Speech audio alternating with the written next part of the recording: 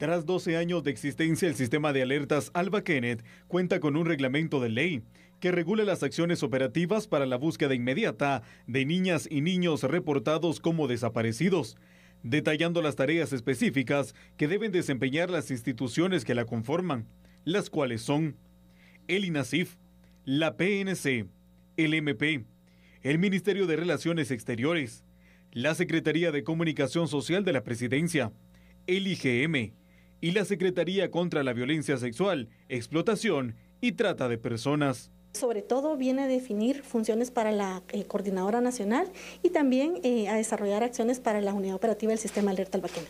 El reglamento establece, por ejemplo, en el caso del INASIF, dar seguimiento a los casos de menores fallecidos sin identificar, a la Policía Nacional Civil, dar seguimiento a los procesos de búsqueda y a la Secretaría de Comunicación Social de la Presidencia, emitir y difundir los boletines de desaparición. Todo esto en coordinación conjunta. Además, el artículo 49 de dicho acuerdo indica que las instituciones que conforman la Coordinadora Nacional del Sistema Alerta Alba Kenneth, que tenga conocimiento que un funcionario o empleado público omita, retarde o se niegue de manera injustificada a realizar las acciones de conformidad con sus competencias para la búsqueda de un niño o adolescente, se procederá a la destitución sin perjuicio de la responsabilidad penal. Muy bien, recordemos que toda ley debe tener también su propio reglamento y la ley de la alerta Alba Kenneth ya había pasado varios años de que no se había establecido, no se había creado su reglamento. Vamos a hablar sobre la importancia de que una ley tan relevante como esta tenga su propio reglamento, porque aquí hay algunos factores que se van agregando y amplían para el funcionamiento de la ley también. Fernando, si nos puedes explicar. Claro que sí, con mucho gusto. Bueno, el tema de entender cuál es la posición de cada una de las leyes en nuestro ordenamiento legal guatemalteco nos circunscribe a estudiar a un famosísimo estudiante profesional, docto en la materia jurídica, como lo es Hans Kelsen. Hans Kelsen ideó una forma muy fácil de entender cómo la supremacía de las leyes debe entenderse y estudiarse. Hasta arriba tenemos a la Constitución Política de la República de Guatemala. Y por sobre la Constitución no hay más nada, no hay más nada. Hay muchos que generan esa discordia de conocimientos y de práctica en donde dicen que todos los espacios ratificados por el Estado de Guatemala en materia de derechos humanos son superiores a la Constitución, pero no, realmente la Constitución está en la cúspide de esa pirámide y a la par pues están todos los tratados y acuerdos en materia de derechos humanos que el Estado de Guatemala ha ratificado. Entonces, realmente están en el mismo espacio, tienen el mismo nivel jerárquico y se complementan unos con otros. Por debajo de la Constitución, pues ya tenemos las leyes constitucionales, tenemos las leyes ordinarias, tenemos también todo el espacio de los reglamentos y las normas individualizadas. Para no entrar en una explicación que pueda generarle a usted de qué me está hablando este abogado, lo que quiero es que entendamos que cuando hay una ley ordinaria, entiéndase nuestro código penal, ¿verdad? Nuestro código de comercio, nuestro código civil y así, todas las leyes que tienen ese rango de estar dentro de ese nombre llamado leyes ordinarias. Esas leyes que han sido emitidas, ¿verdad?, dentro del organismo legislativo. Acá estas leyes abarcan un gran espacio, una materia específica de aplicación de todo su contenido para el día a día que usted y yo tenemos. No hay un solo espacio en donde Sandy, en donde Fernando Prera, en donde usted, amiga televidente que nos acompaña acá en A la Medida, no tenga un regulador legal. En todo lo que usted hace, allí está presente una ley ordinaria. Pero hay espacios, hay como distancias a donde la ley ordinaria ya no llegó. Para eso se crea entonces el reglamento. Ese reglamento viene a ser esa mano derecha, viene a ser esa ampliación de la aplicación del contenido de la norma que está precisamente en la ley ordinaria, y el reglamento lo que hace es poner de manifiesto cómo se va a ejecutar, cómo se va a implementar, cómo se va a poner en práctica el contenido de esa ley ordinaria, pues que tiene definitivamente muchos parámetros, muchas aristas, en donde está regulada pero la cotidianidad de todos y cada uno de nosotros. Entonces, el tener hoy para una ley tan elemental como la que abarca la alerta Alba Kenneth, un reglamento que ya estipula la implementación, la regulación, la puesta en práctica del contenido de la ley a través de su reglamento, definitivamente es un gran avance para nuestra Guatemala. Y por sobre todo, para el tema tan elemental de la certeza jurídica y por sobre todo, la libertad, la garantía primaria que la Constitución establece en materia de la libertad y de la seguridad de nuestros niños y niñas.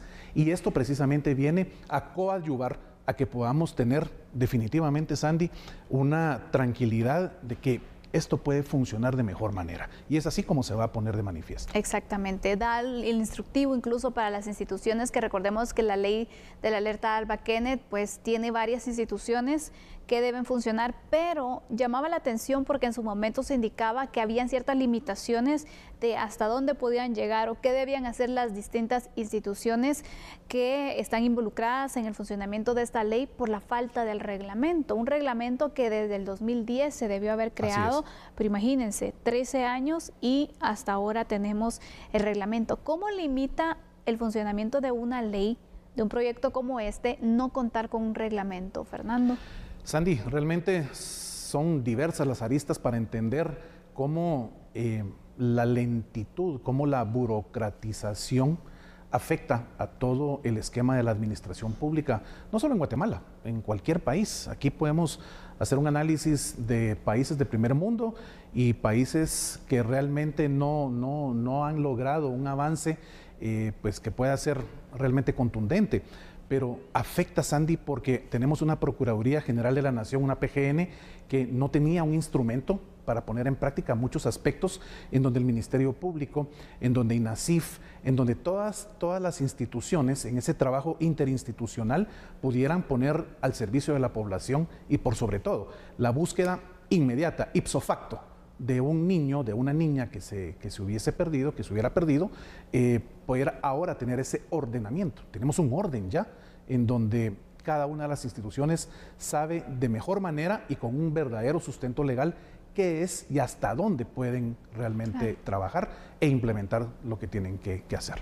Vamos a ampliar la información con unos datos también para ir recapitulando algunos puntos sobre este tema de la alerta Isabel, de la alerta Alba Kenneth en este caso, porque la ley del sistema de alerta Alba Kenneth fue aprobada de urgencia nacional. En el 2010 se dio esta situación y aunque en su artículo 16 establecía que en no más de 30 días se debía aprobar un reglamento, fue casi 12 años después que este se elaboró y se aprobó finalmente. En el Diario de Centroamérica, el Ministerio de Gobernación publicó el acuerdo 14-2023 con el cual se crea la búsqueda. Para evitar esto, en el reglamento, en el artículo 30, se establece una obligatoriedad de presentar al menor ante la autoridad competente. Yo creo que esto es lo que viene a favorecer, porque algunos tal vez le encontrarán como que, bueno, si ya está la ley, ¿para qué necesitamos un reglamento? No, es parte del funcionamiento también que se puede tener de este sistema de alerta Alba Kenneth, porque